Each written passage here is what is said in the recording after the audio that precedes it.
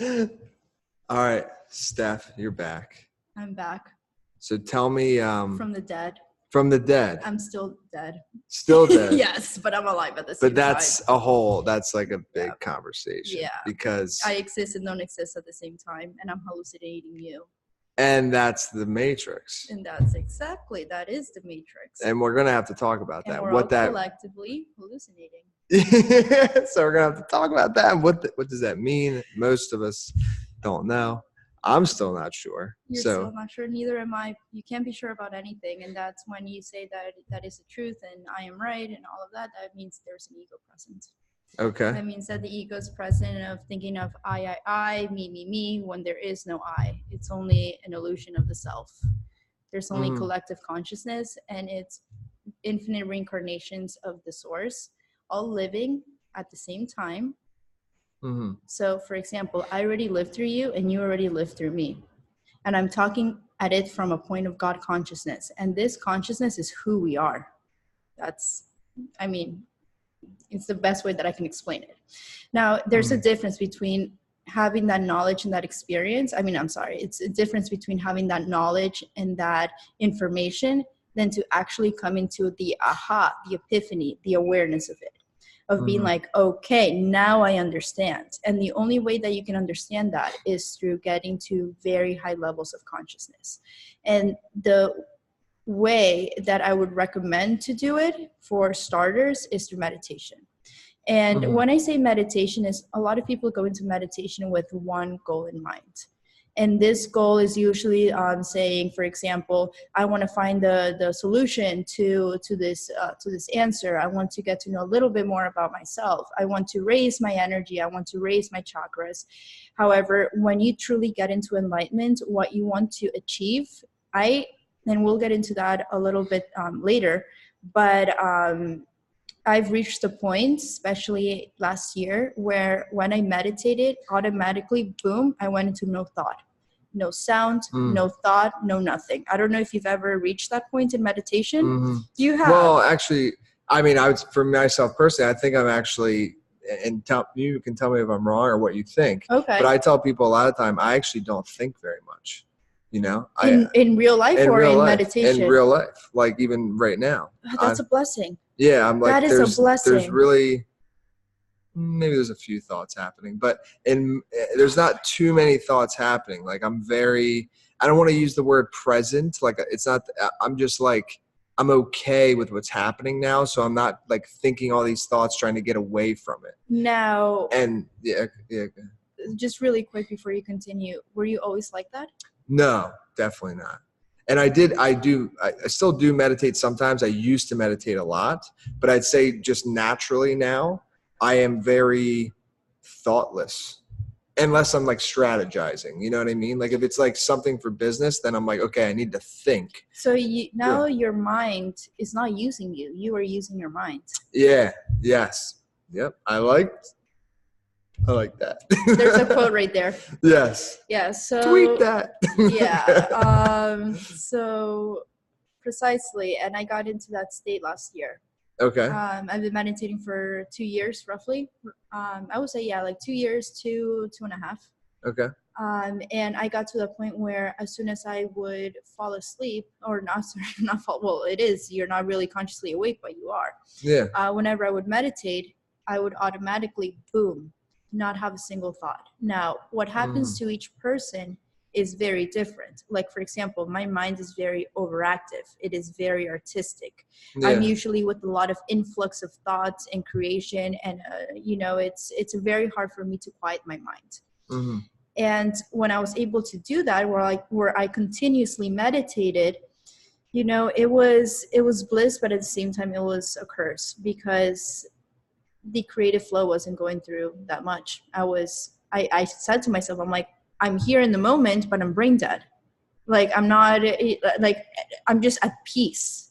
Yeah. And that to me just felt very unnatural to how I usually am as a natural person, because for who I am, usually I have thoughts coming in from all directions. Yeah. And they're thoughts that are, I want to say, I don't like the word channeled, but at the same time, I feel that they don't come from myself.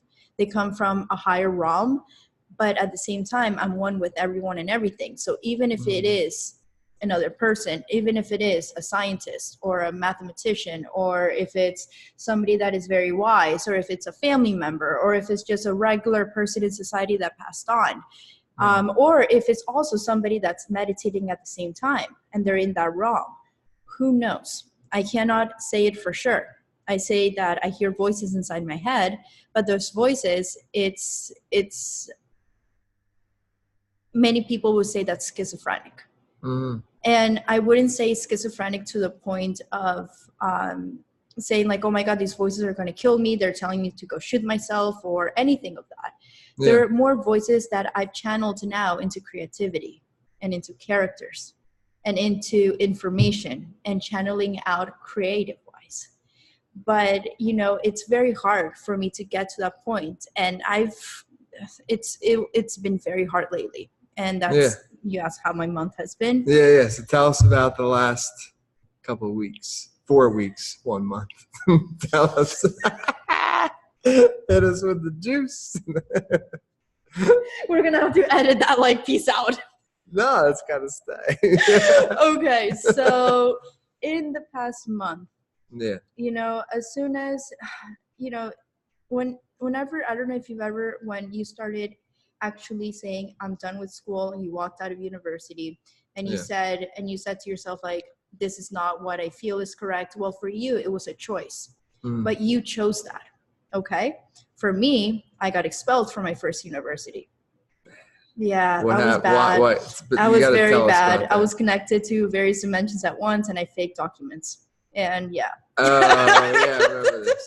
Listen, everything happens for a reason, and there's always, if you're extremely spiritual, or I don't want to say extremely, but if you get into the spiritual side of life, it's usually because you have a dark past. Okay, interesting. I maybe explain that a little bit. Every sinner has a past. Okay. So a lot of people, they didn't think at all. And, you know, lately they've been getting sent to me to remind me, because lately it hasn't been easy for me. And that is something that I will get a little bit more in depth into very soon. But a lot of people have come up to me, and yesterday, especially my brother, I haven't seen him in a while. And he was over and he said, Steph, because I said, I quit coffee and now my addiction turned into food. And he's like, Stephanie, listen, from everything that you went through, you know, like you, even if you had an addiction for food, let it be. And I'm like, yeah, but that's not right. That's not right, because when you have an addiction, that's when you feel there's a hole inside you and you need to feed it. You need to, like, you know, you're never at peace with yourself. You never feel complete. That's why you look for external substances of matter to fill an internal void. But that void you create for yourself. And, you know, that's what a lot of people don't realize. So a lot of people, even my cousin, she's like, Steph, it's okay. You know, like I quit weed and like now, like, you know, the world was really black and white. And now, you know, I smoke weed every day and that's fine. And I just think to myself, and it's like, yes, it's okay for these people, but I guess I'm just very extremist, where for me it's like all or nothing. So if, for example, I were to smoke once in a while, for me I have an addictive personality, so it would turn into, I wouldn't want to get out of bed, I wouldn't want to do anything. So when an addiction actually takes over your life, that is when it becomes very dangerous. And so my brother was like, Steph, it's okay. You have some addiction. It's okay. Food addiction, it's fine. And I'm like, no, it isn't.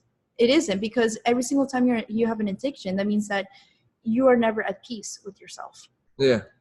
And if you truly want to get into enlightenment, you do want to take all your desires out. But, you know, where's the balance in it? You know, is enlightenment really enlightenment? Let's actually dive deep into that. So I was actually listening to, I think it was Alan Watts recently. You love Alan Watts. I do love Alan Watts. And he was saying, if you can, you should try to remove your sexual desires. What are your thoughts on that? Well, I'll go right off the bat and say I had sexual trauma that I'm still working through. So for me, it's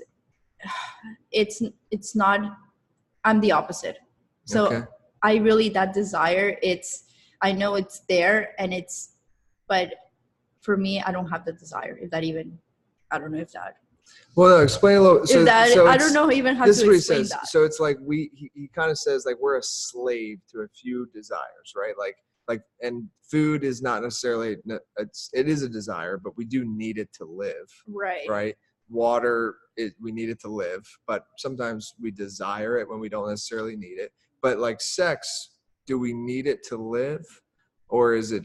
I mean, we need it to procreate, right? Yes. So it's needed, but for what a lot of us use it for in today's world is just pleasure only, you know. So like when he said, he's like, if you can rid yourself of that desire, then you're not a slave to it. And then, you know what I'm saying? So what, like, what are your thoughts? It's a desire to feel connectedness. It's the desire to feel one whole, and then to go back into that state of orgasm of pure euphoria. Okay. Which is, I'm not sure if you can call it enlightenment when you are when you have an orgasm. But I do feel that it is a lot of love and joy, and not exactly joy. Joy is just being happy without any reason. Yeah. So, I mean, there is a reason there.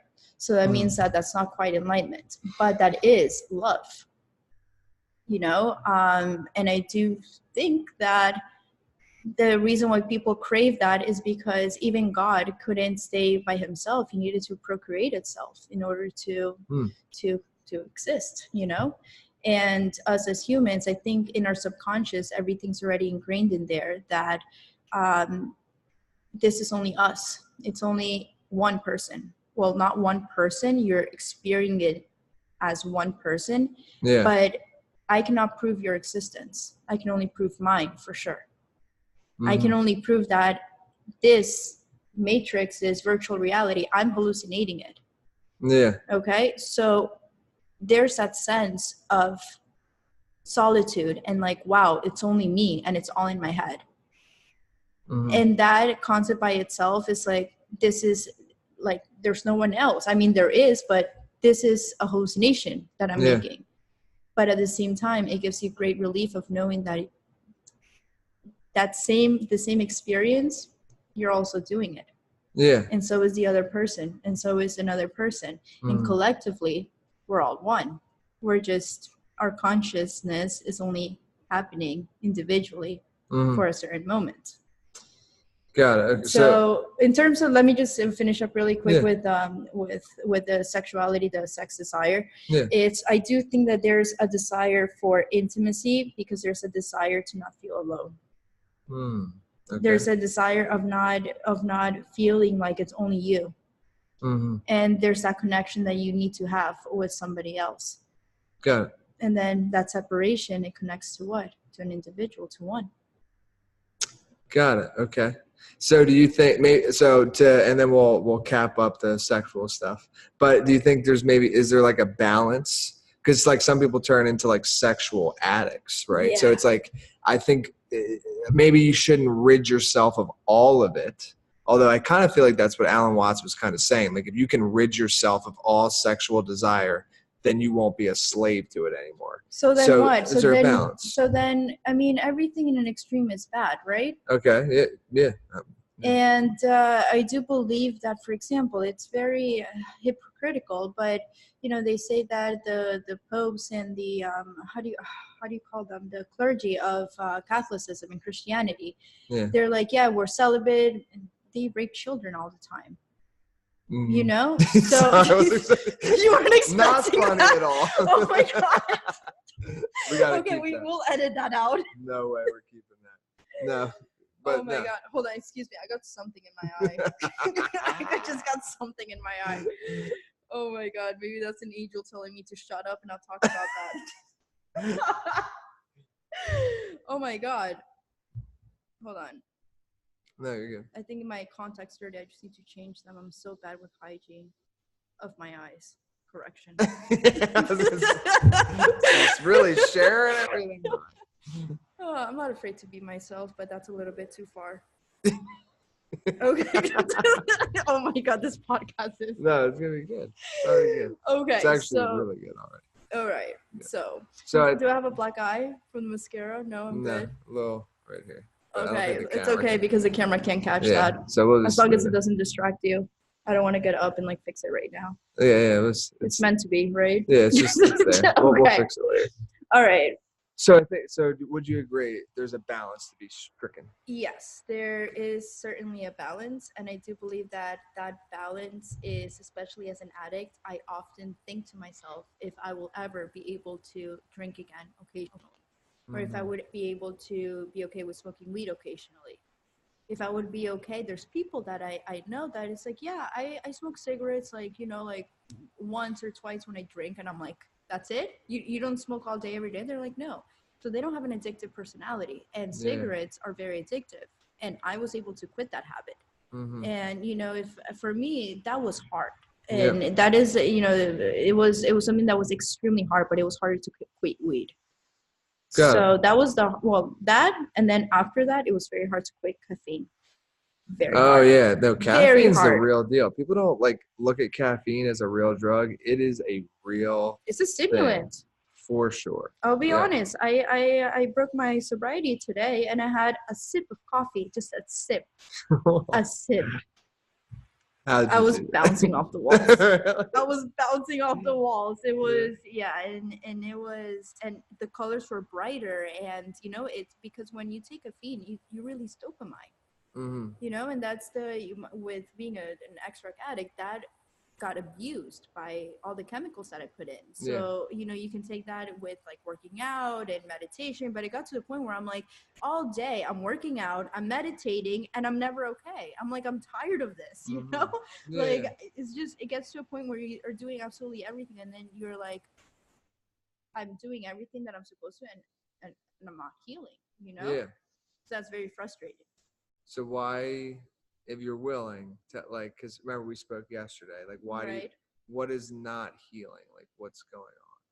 I think there's resistance to not believe that I deserve to be okay, and there's also fear of always being okay. Okay, yeah.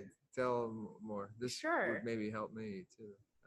Really? You're a very hard person to read, I'll tell you that. Am I? Yeah. Well, no, as you know, I have a fear of death, kind of. I think you've kind of helped me with it. Yeah, but somewhat. we never die. True. Energy cannot be converted, or cannot be oh my God, Stephanie, you should know this by heart. Energy cannot be created nor destroyed. Mm-hmm. So once but I like the way things are right now. Yeah, you like and that is something that, quite frankly, is super admirable, because at least for me, that I've only known darkness, or I've known a false happiness growing up, and that was identification of the material world, of being extremely spoiled, giving anything I wanted, being raised by a house staff, and then going to complete poverty. So I grew up in a fake love, in fake happiness, and then it just went to completely to like the darkest pits of hell, where it was homelessness, poverty, drug addiction, everything combined. And it was just very traumatizing. And I'm still working through that. And it's just, lately I've been having a lot of people close to me tell me, like, Steph, like, you're so hard on yourself. Like, why is it that you don't give yourself so much credit for everything that you've gone through? Like, nobody thought you were going to make it out alive. My brother yesterday's like, Stephanie, we had to kick you out of the house and make you be homeless because you were taking out knives. And I'm like, listen, I was taking out a knife for me. I was never ever doing it towards my mother or towards my brother or towards animals. Never. And the intention was, I was so desperate that I needed help. And that's what it was, a cry out for help. And instead of getting helped, I got kicked out to the streets. So yesterday was I was in the eggshells with my brother, because I really didn't want to talk about that, because it's something that's still very, we see it from different perspectives. And it's something that it's very touchy to even acknowledge that, because I've gotten to the point where I'm still going back and forth, but I have reached the consciousness and awareness of what is going on. Like, I have all the information, all the awareness of enlightenment, and then I'm sabotaging myself from living that information. Okay.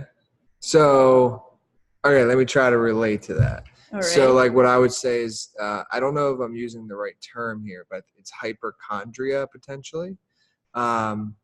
So potentially it might be the wrong word, but it's basically like you always think something's wrong. Like you always think like you have like maybe a disease or something, Do or you like have that? a couple people close to me have said that I might.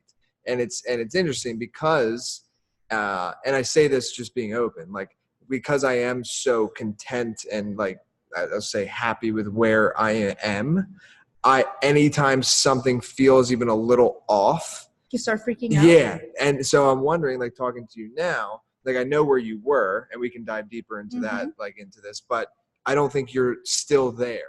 Like you're not where you were in that bad home. Obviously you're not in that homeless place anymore. So your lowest point is past you.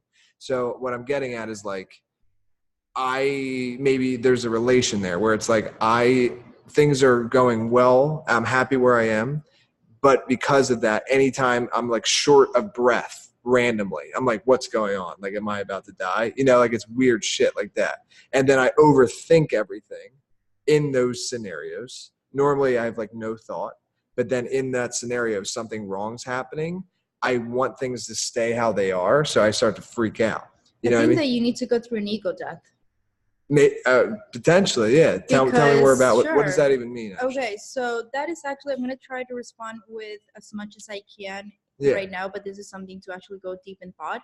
For sure. Because that is something that is very, very unique. Yeah. That I've actually never heard from somebody. I do have a friend who's a hypochondriac, and that is the right word? Am I using the right word? A hypochondriac is when you think there's something, it's when you think that there's something wrong with you, but it's just a fabrication of the mind. Oh, okay. Yep. That's potentially right on. I don't think something overall is wrong with me, but I think like at certain times when everything's okay, I think something's wrong. So, but go ahead. Okay, so I think that what you fear is fear of losing control. Might be true. And that's why I say that it might just mean that you might need an ego death. Okay. And because the ego wants everything to be in control, and so it's interesting because now that I realize you have a lower vibration frequency that is working against you, even though you are very high vibration by nature. Okay, yeah. Tell me more. I mean, that's what I've gotten from you is that you're very high vibration. Yeah. Just who you are as a person, your vibes, like the way your mind works. However, there is, and it can be a type of anxiety. Yeah. And because anxiety is fear. Okay, and what is going on is that you have fear of losing control. I think you're right. Your fear of losing control of things that are out of your control, or that right now you have everything under control. And if something were to happen that is wrong, you start freaking out. Or perhaps you think that something is going to go wrong. And then in itself, you are attracting that into your reality. Yeah, because we don't know, or what is it? The subconscious doesn't know negatives or positives. It doesn't know negatives, it only knows positives. Yes. That's what it is. So you can't say like, I don't want to feel this way, because it's going to read as I want to feel this way. Yes, that's huge. Yeah. That's a diamond. It is. And I think that you are correct. And I actually think, just directly like relating that to something, is when I was younger, because I think like hallucinogens like mushrooms and acid and stuff. Oh, we're getting into this. Okay. Yeah. All right. This is what I say. Like now I would never do them. And now that you brought up the control, I think it's because I don't want to lose control. Like I'm afraid of losing. And when I was younger, I'd be like, yo, give me those mushrooms put a tab on top of that mushroom and I'll eat both. And I would go wild when I was younger, right?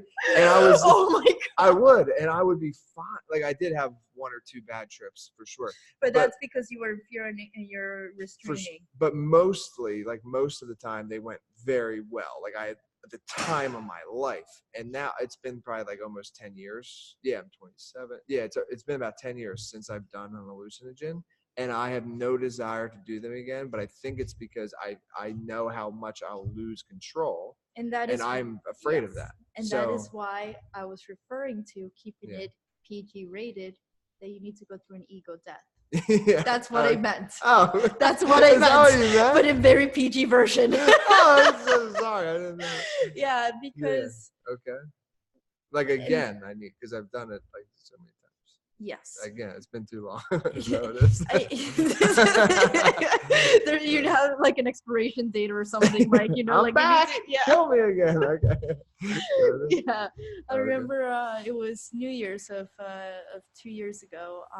I that was the last time that I took magic mushrooms, and and for the first time I also mixed weed.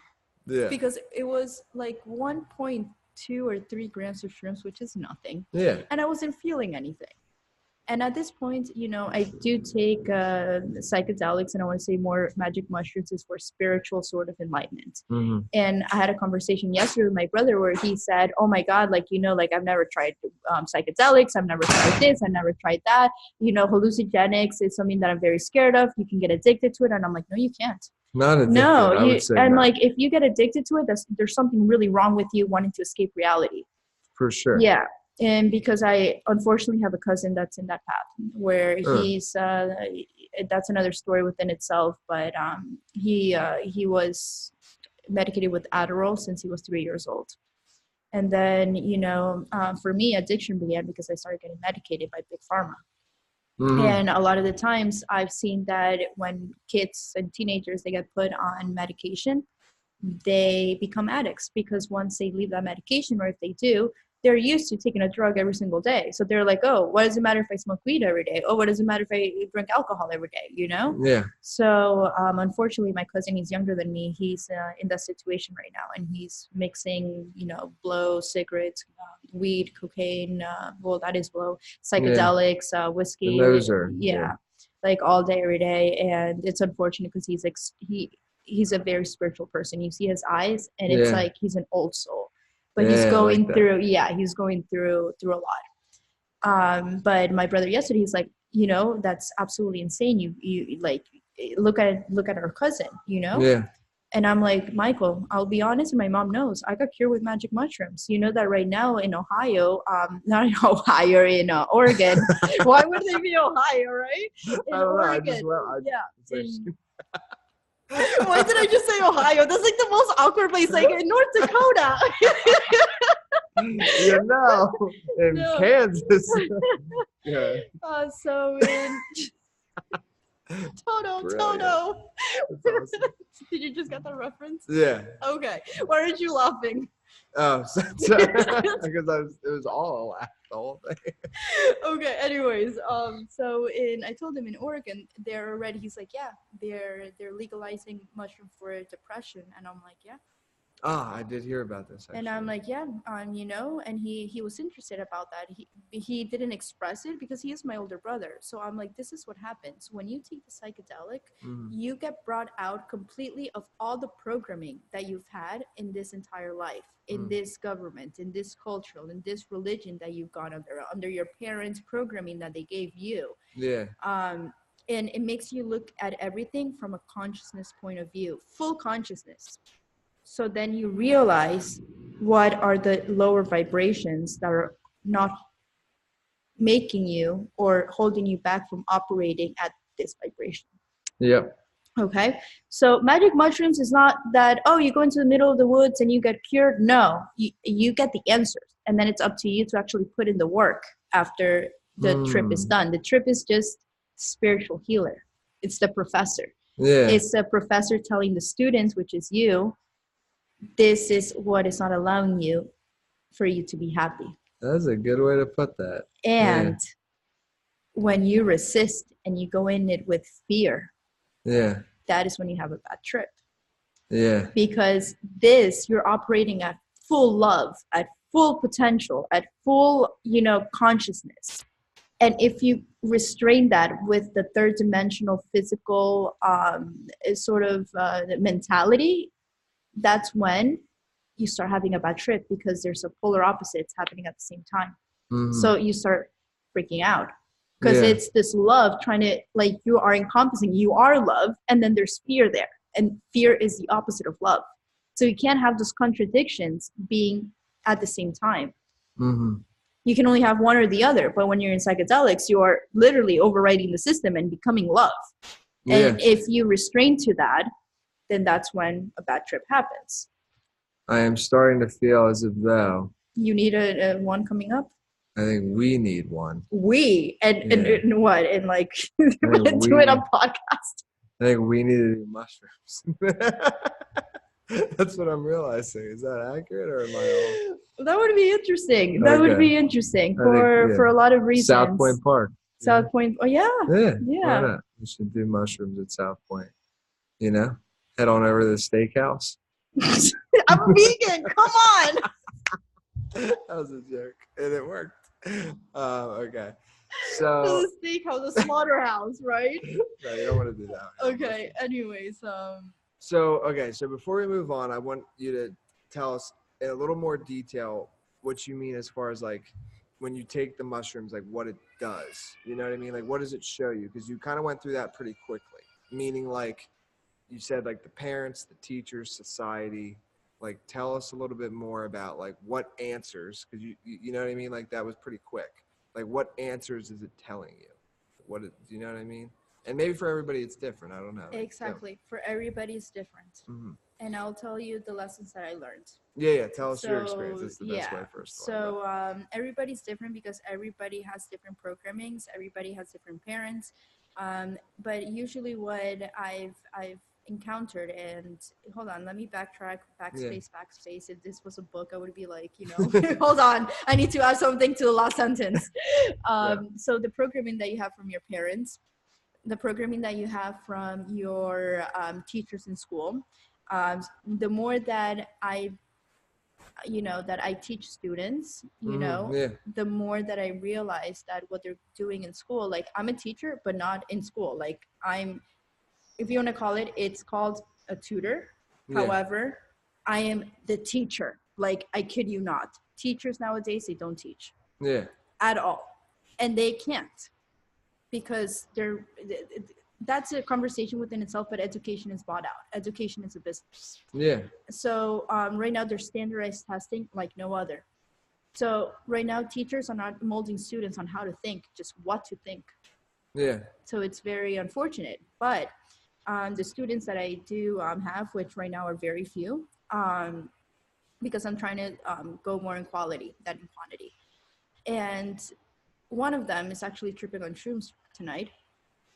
He's a transsexual, born a she, transferred to a he, and he's 15 years old. Local? Yeah, he's in Miami Beach. Why are we not with him? Her? Which one? It's him. Him, sorry. Okay. Yeah. This is perfect timing. Oh my God, are you kidding me? Are you kidding me? I'm kidding. No, but keep telling us. This is true. He's a very interesting character, okay. Because he has a male and female mentality, and for him to do these trips, and as soon as he told me that, and I saw him today, I'm like, I'm not here. I didn't listen to this because I'm not his parent. I'm just like a mentor and a tutor to him. Oh, for sure. So I can't exactly say it, but if I was able to do those trips instead of at his age, I was drinking Smirnoff. Do you remember Smirnoff? I do. Yeah, you're like, oh, I do. Taste, yeah, and then when I was 17, a week before I turned 18, I started smoking weed. Okay. So, when I was this age, I was doing things to depart reality, I was already drinking. Oh my God, that summer in Colombia, my friend has a video of me doing 15 shots of aguardiente. 15. Wait, what is that? Aguardiente? Aguardiente. What is that? It's fiery water, but it's basically like licorice drink that is extremely strong. It's like 40-something% liquor. Oh wow! It's 15? It's very strong. 15 shots of that when I was 15. Oh. 15 when 15. That should be a book. Oh, that was a trip. But anyways, so when I was that age, I was already departing reality. Like I was already like partying, and that's when I started to get into that atmosphere. Mm-hmm. And that quotation mark goes on for like 7 more years. And so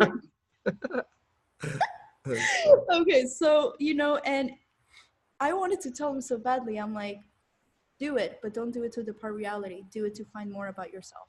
Yeah, I like that. And intention's good going into something like that, because actually it's very important, I think. Because like you said, if you go into it being fearful, that might probably come out during the trip, potentially. If you go in it with fearful about it because I'm just in general, whatever you go in, like, it's interesting. So say if you have a terrible day, maybe taking mushrooms at the end of that day is not the best thing to do. Maybe, or maybe it is. What do you think? Well, I would say it's not. No, it definitely is not. Yeah. It's definitely is not because of the fact that you can't do it to escape reality. And if you're having a bad day, I usually say if you're going to do therapeutic mushrooms, you should do them somewhere in the start of the day or even a little bit after. Agreed. Because your mind at the end of the day is already going to be, like very tired. And, so, and whenever the last 2 times that I did shrooms, which was like over a year and a half ago, around that time, I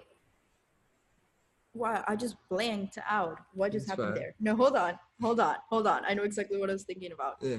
So I meditated extensively the day before. Okay. Yeah. Extensively. You have to prepare yourself. You have to prepare yourself for it. You can, or even, I guess if you're in the spare of the moment and somebody gives you shrooms, it's like, here, have some. Okay. But here's what I say. The plants will reveal themselves when it's meant to happen. Yeah. So shrooms, like if you go out looking for shrooms and they don't appear, you're not supposed to have a trip. Yeah, I like that. Yeah, so when you're ready, the plant will reveal itself to you. But in regards to, let's go back to, let's make a U-turn back to square one where we got a little off track. Yeah, so what I learned during my shroom experience.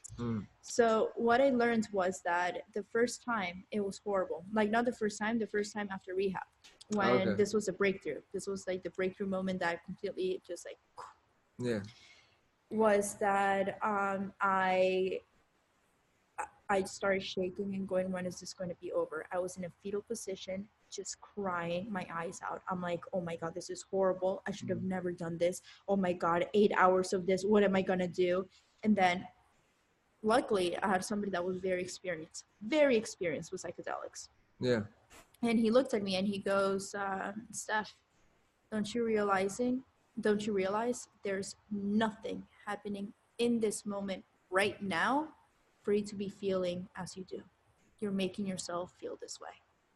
Yeah. Listen, that is the breakthrough moment.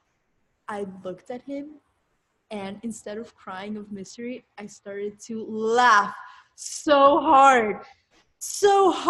And the tears, I looked like the Joker because I was like having like the emotion of like crying and happy at the same time and like being scared and being euphoric at the same time. But all of a sudden, all the chains of society that has ever placed on me just went, they disappeared. And I'm like, do you realize how many shrinks, how many doctors, how many hospitalizations that I've gone through just so that I can realize that? And he's like, Steph, and those shrooms were $20. And I was like, do you know how much they charge Medicaid? I made the calculations because it's in my book. Close to $1.5 million in course of 5 years. Yeah. Hospitalizations. Do you know how much it costs to be in a psych ward? Do you know how much they milk that insurance? Oh, I think it's very high, actually. I actually heard, oddly enough, a podcast with Mike Tyson about really? This. Yeah, Mike Tyson and Steve-O from Jackass. And they were in a psych ward together. And by like, were they? And they said something voluntarily. They both admitted themselves. Friends put them in there, like friends. That's crazy. That's such a coincidence that they were in the same one. Yeah, they didn't go in at the same time, but like they, oddly enough, were at the same one. Like Steve-O came in 2 days later or something. It was a podcast, and they said something like, and don't quote me on this, but Steve-O, I believe, said something like he had to pay like $300,000 or $400,000 out of pocket for like 2 weeks of being in there. Yeah, being in there for it all depends which one. My God, I have something stuck on my contact. It's really uncomfortable. Oh my God, watch me go blind. Well, I hope that doesn't happen, but if it happens live, that would be a way to do it. I'm just saying. Okay, so I think I got it. Oh my God, this was a catastrophe. Is my eye black? No. Just a little bit. Okay. No, anyways, it doesn't really matter. So, yes. For 3 days was, it depends which one you go to. Yeah. But for 3 days it was so for 3 days it was $30,000. Yeah. And so okay. $10,000 per day, and it all depends. They usually give you the injections, and the drugs are the most expensive on the market, and those drugs are based on stock market, so they're privately held. Yeah. And it's literally it's a share. You buy shares of a specific drug. That's why there was a huge outcry when somebody bought this pill for like I don't remember what it was, like diabetes or something that a lot of people use, that is not psychedelic, that is not psychiatric. Okay. Yeah. And people couldn't afford it anymore because one pill went up to $700. Yeah, it's crazy. So they usually inject you, they usually give you pills, they usually give you the ones that are the highest on the market. It's not even about curing you, it's about them making money. Mm-hmm. So it also depends on what type of medication they give you. But I mean, in all, I was in, I probably had like maybe 30 hospitalization of psych wards. So that's 30 times 3. No, it probably was more than that. It definitely wasn't 90 days because I went to rehab for 90 days and I was in and out of psych ward like no other. Yeah. So, I mean, with medication, medication, psych wards, everything, it was close to 1.5 million for 5 years. And I'm only one Yeah. in many that are there. Yeah. Many. And I was just getting worse and worse. And a lot of side effects of these medications are suicide attempts, suicidal thoughts. So people Did you experience that? Absolutely. I think I showed you in the last podcast, like all the scars. And do you believe it was from those drugs? Yeah, I definitely do. Well, what was that like? Like, what is that? Because I've never experienced that. Like, so like you took you took the drugs, and you now after, because you're not in it anymore, it's after. Well, I do. So, I'm still in 1 week stabilizer, which has been very hard to come off from. Very, very hard, and they're doing this on purpose. Okay. It's hard to actually leave the system forever, and I'm still in that process. Before, I was taking 6-7 medications per day. Now I'm taking a mood stabilizer that is at a normal dose. Before, it was 7 medications, 6 medications, all at the highest dose. So yeah, I was taking a cocktail of drugs. So so the suicidal thoughts though, like, I mean, so black and white, it just means like you're considering killing yourself. That's what that means. But like, what did it feel like? How did they arise? Like, what is that even like? Because I would say most people, at least I don't think, ever have those, or maybe they do. But like, what is it like, or like, what were the thoughts? If you're willing to share. I have a cousin and a second cousin, and they both committed suicide because of them. Really? Yeah. Both of them. Okay. One was found hanging. He was young 20s. And my cousin, this was my second cousin, and my first cousin, he jumped out of a high rise here in Brickell.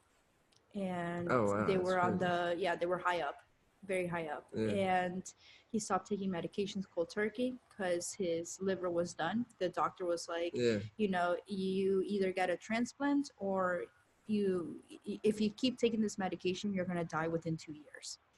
Yeah. So after that, he's 27 at this point. He was like, I'd rather risk it and stop taking this medication, and try to live it out. Well, when he got off the medication, he left it cold turkey, and he was medicated for 10 years.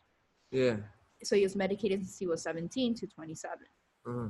And I was in rehab when he committed suicide. And that was very hard for me because at the same time, it was just a bunch of things was going through my mind, and nobody thought that was going to happen. Nobody thought that there was going to be a suicide like that in the family. Yeah, of course. Especially when I called my mother, I was in rehab, and I always called her in the morning. I'm like, hey, Mom, how are you? How's everything? And automatically she didn't respond, and she was crying. I'm like, what happened? Is Michael okay? Is Grandma okay? Like, what's going on? She kept sobbing. She's like, oh, sorry. I'm not going to say my cousin's name, but he committed suicide last night. And I'm like, I froze. I began to tremble and I started screaming and crying. Yeah. Screaming and crying. Just because so much was going on. I was in rehab for getting off drugs. I was at that time trying to get off this glass mood stabilizer that I still take. And then I have, this experience that my cousin committed suicide because he stopped taking medication. So I'm also in fear. I'm like, oh my God, that means that if I stop taking them, I'm also gonna die. Like I'm also gonna have like suicidal thoughts. And then it was also the realization that I've always have this sort of, how do you call it? I've had this purpose in me and I've always felt it, that I'm here to heal people, but first I needed to go through hell. And for some reason, I felt that it was kind of my fault because I wasn't healed soon enough to help him, to help him realize what was happening with his mind, to help him be there for him, And so it was just a clash of emotions. But yeah, it has happened many times that whenever I stop taking my medication or I try to get off it, I start having suicidal thoughts. So it's when you stop taking it. Yes, when you stop taking it. Now that's still it's still because of it, right? Because if you had never taken it in the first place, I don't think so. then the thoughts. I didn't before. Yeah. Okay. Gotcha. You know? I'm trying to figure it because that's interesting. So it's an after effect, And I mean, I can't prove this for sure or not, Tyler, but I do think they're doing this on purpose. Yeah, I would not surprise me. Because that is something that I would get into way later on, and that is I talked to you a little bit over our messages that not only is it a business, and if you get off medication, they can no longer milk you. They can no longer charge the insurance. It's a business. But then there's also the fear of minds that are unlike the rest and the danger that they portray to the system. We're slowly starting to wake up collectively, especially our generation. There's a massive awakening and shift that's going on in consciousness at this time. I don't know if you heard, there's last night, John of God by any chance? Mm-hmm. He's this, I didn't know who he was until he was on the news. He was this priest, or not priest, but like a healer, a spiritual healer that was in Brazil. And he was on the Oprah Winfrey show, and his clients were the Clintons. So this guy was like a spiritual guru, if you want to call him that. And when people were in his presence, they felt like he was in the presence of the Dalai Lama or something like that. Like even Oprah was like, there was this blissful feeling of peace when I was in his presence. Well, guess what? It turns out that he does human trafficking of children, and he runs a girl farm, which is basically he gets girls that are like 10 years old and starts, grooming them. Yeah. And since they get their period till around like 10 years afterward, when they're in their early mid-20s, he gets them pregnant. Or I don't know the exact story, but these girls get pregnant. I don't know if by him or by other people, and then they sell those babies in the black market. So they would sell them to like European families for like $30,000. Wow. So it's like off the market, like, and then once those girls, and each time they have a baby, they get pregnant again. So it's a farm. And after they're like 21, 22, 23, he kills them. So so he's there for mass murder. His daughter is now coming out saying, yeah, my dad's a monster. He raped me since I was 10 years old. And this is a guy that is a spiritual guru.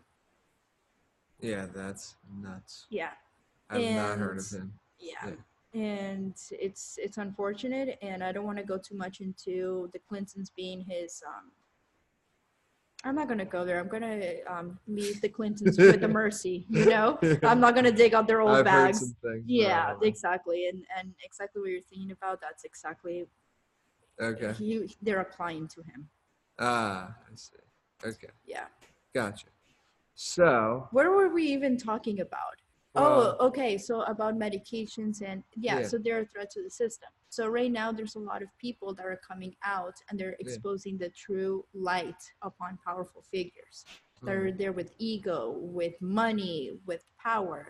And right now there's so much indictments going on that people don't even realize. Why? Because they're all, the government's like the Kardashians, Yeah. Super Bowl, controversy of the Gillette commercial, this, that. Yeah. And behind the scenes, a lot of people that are in that rank, they're all for human trafficking, for sex, pedophilia around the world.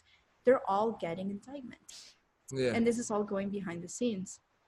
And those people, what is it? Global corporations, big pharma. This is a podcast of like 10 hours to like even go into like those can of bees, is that how you call it? Or I'm can not of sure. worms? Yeah, there you Oh, go. The can of worms. Sorry. Can of bees. I love that so much. Wait, that's the best shit I ever heard. But what I'm referring to in this is a can of bees. The bees flying. Can of bees. Spray them. Kill them. Yeah. Kill the government politicians. No, it's brilliant. I'm kidding. So what I was getting at is that there's it's a danger to have minds that are unlike the rest because they can see the BS of everything, and they can see the BS of how everything works. We get telepathically communicated of the truth. Schizophrenics, what the mind believes what it is fed. So if you don't know what's going on with your mind, you fear it. If you start hearing voices and you don't know what's going on, you're like, oh my god, I'm going insane. Like, well, what is insane anyways? You're sane from the inside, right? Yeah. Well, no, tell us more about that. No, that's a good point. Yeah, right. Well, because not many people are connected to the inside of themselves, so it's That is actually interesting. yeah, I like that. yeah. I wrote that once, and it kind of makes sense. It kind of didn't, but hey, I wrote it. So. And what's interesting, you're terresting from the inside, right? You're sane from the inside. You're inside or insane, not inside. I love it. Okay, yeah, you're sane from the inside. I once said that when that can of worms, we'll leave it for later. But yeah, they're a threat because of the fact that when you have voices inside your head, you don't know where they're coming from, and you have doctors telling you the mind believes where it is fed. So if you have doctors telling you, you will hear voices, they will kill you, they will start to tell you to kill yourself. You know that happened to me once when I was forced by my own mother, because it was either being homeless or going to a psych ward. And it was that phase in my life was very hard, but very hard because I had to choose to either be drugged and injected and being in isolation rooms or sleeping on the streets and scaring for my life that somebody was going to rape me. So that was it was a very hard time in my life, and that was right after I dropped out of architecture school. And then, so I have a question. Sure. It's up to you. Now, which one did you choose? But before you answer that, should we answer that on the next podcast, or do you want to answer it now? Which one did you choose? I'll let you choose. I gotta feel like that's the hanger, you know? That's the what? That's that, like, I feel like you should answer that on the next one. Okay. That's a good hanger. Yeah. Okay, you like that? Yeah. Okay. So, before we sign off on this one, give us the full kind of overarching story of the Daughter of He and what people have. Shouldn't we be doing this always in the beginning? No, you know how to work this? Maybe both. I mean, typically on like a Rogan podcast, they'll like, wait to the end, to like. Where is the camera? Joe Rogan. I'm coming for you. Just send that clip right there. Yeah. No, but like, so, because you told us some of your story and like, so we've talked about a lot of stories, a lot of value, but like the Daughter of He, like what can people expect from it? Everything of my life story, everything to be quite honest with you, it has to do with everything in my life, whether experience, my ideas, my mentality, how I found my soul, how I thought I was already healed, and then life taught me another lesson, and it never ends. So within itself, it's a very hard book to actually compress down to specific outline and chronological order, and that has been why it's been so hard to actually finalize it. So what you would expect from the Daughter of He is a story that would probably be completely unlike anything that you've ever heard. I think that it's so intensive that did it really happen? Because, you know, it's just like, you know, homelessness, you know, getting injected, you know, escaping to getting gang raped and killed, you know, losing my father and brother when I was very young, you know, the contrasts that are there. And then there's also the contrast of complete like hell and poverty. And then there's the other side of, you know, how I grew up with a house staff, you know, like with my parents, you know, getting invited to $250,000 charity plate dinners in the White House when they were with an order of deportation, you know? Yeah. So, hello, how is it that I said money speaks louder than the law? Yeah. So there's all of this contrast that is going on. And then there's also, you know, the story of how nobody thought I was going to make it out alive. Mm. And more than anything, I share the story is so that others can get inspired, that they say, oh no, I'm a fuck up, oh, excuse my language, I'm a screw up, you know. Yeah, I'm a screw up and I have no way out, and you know, like everybody already thinks I'm gonna end up bad, so you know, I have no, that was me, you know. And I was able to completely change my life 180 degrees. So, you know, it's there as an inspirational, and then it's also there to share ideas of mine that for a reason they were drugged, you know. Yeah. The ideas were drugged, so was I. They're the same. But yeah, it's a wild ride. It's a roller coaster. Sure. It's a roller coaster, and it's definitely something that takes a lot of courage to come out and say, because Absolutely. It's not easy. It's not easy whatsoever. And I can totally, and I've only like seen a little bit of it, but from the little bit I've seen, it's definitely a roller coaster. Well, the good thing is that I've showed you the good pieces. Oh, really? Yeah, so now I have to like polish up like all the other ones to make it to that standard. I got you. Yeah, but so thank you for coming on. And thank you for having me. We did it.